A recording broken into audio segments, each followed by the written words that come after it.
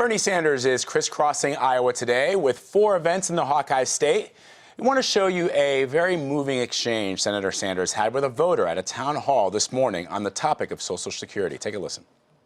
I want to hear what it is like if people know people or themselves.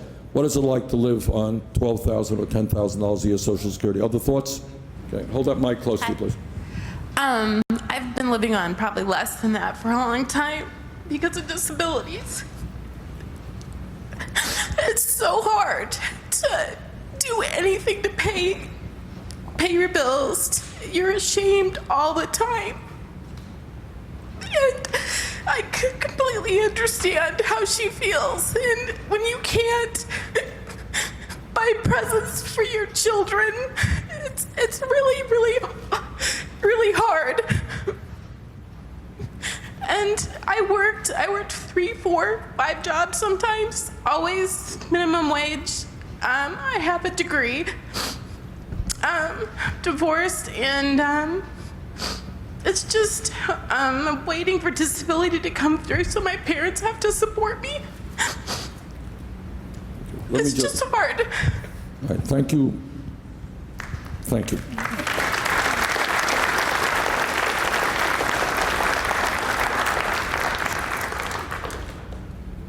It is not easy for people to stand up and say that.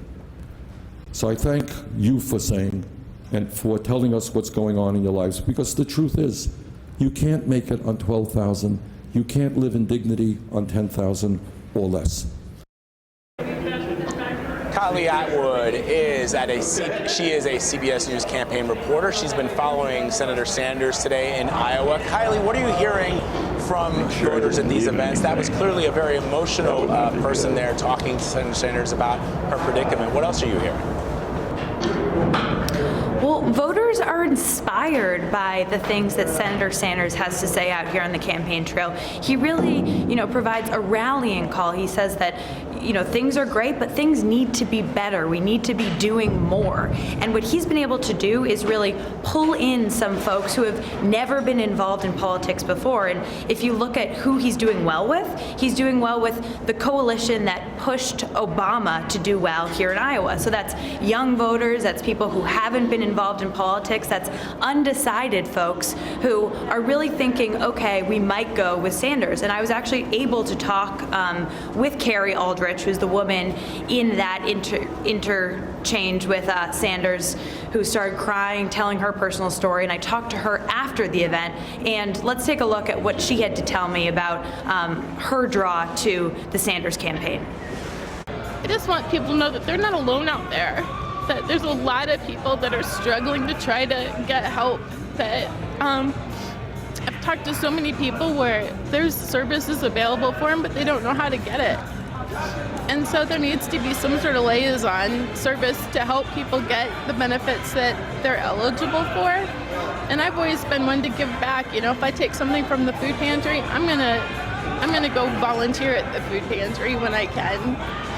So. Do you think you would have done it for another politician? Have you done that for Hillary Clinton, or is it Bern? No, it's Bernie. Bernie's the only one I've ever I've never donated money, and I don't really have money. But I donated money to his campaign, even though I don't have any. Well, we saw both Hillary and Bernie today, and I feel like I'm more undecided than I was before. I thought Bernie was very persuasive, but I think Hillary has great ideas too, and it'd be wonderful to see a woman in the White House. Kylie, those were clearly, you've got people that are feeling the attraction to the Senator Sanders campaign, feeling the burn, as you might say. And then you've got people who feel like, that they were undecided before they met and they listened to Senator Sanders at his campaign rallies and now are coming out very strongly for him. Yeah, and what it's going to take is for Senator Sanders to pull in those undecided voters. And I asked that woman at the end there, how are you going to decide which candidate to go for in the Clinton-Sanders matchup here? And she said she's going to go home and she's going to study the issues, and that's what the Iowans do. And that's why it's been fun to be out here on the campaign trail, because they really look at the issues, and a lot of what Senator Sanders is saying, some would deem a little bit more radical. He's a democratic socialist. And so people think that his ideas are out there, but he's pressing and he's saying, no, these aren't utopian ideas. These are the way things should be. And you know what? It's really drawing in a lot of Iowan voters, and I think that's why we see Clinton and Sanders eye and eye, neck and neck in the polls right now. I want to ask you about the vibe in the Sanders campaign events. I mean, are they very energetic?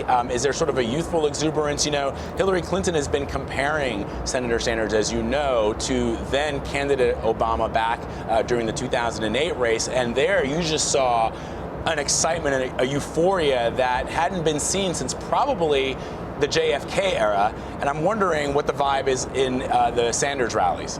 There is definite excitement. I'm here at Iowa State University in Ames, Iowa, and there were 1,800 people who just came out to see Bernie speak on this stage and give a really electrifying speech. And the whole time, people are cheering, they are, putting up Bernie signs, they're chanting Bernie, they're stomping their feet. People are really excited. And, you feel that energy and you think, gosh, this is going to be what could push people to the polls on caucus night. And so, I talked to one woman who said, I agree with Sanders on 99% of the issues, and I think that he can win because he is our only hope. And so there's that sentiment too. It's not just the excitement, but he's the only one who can do this for us.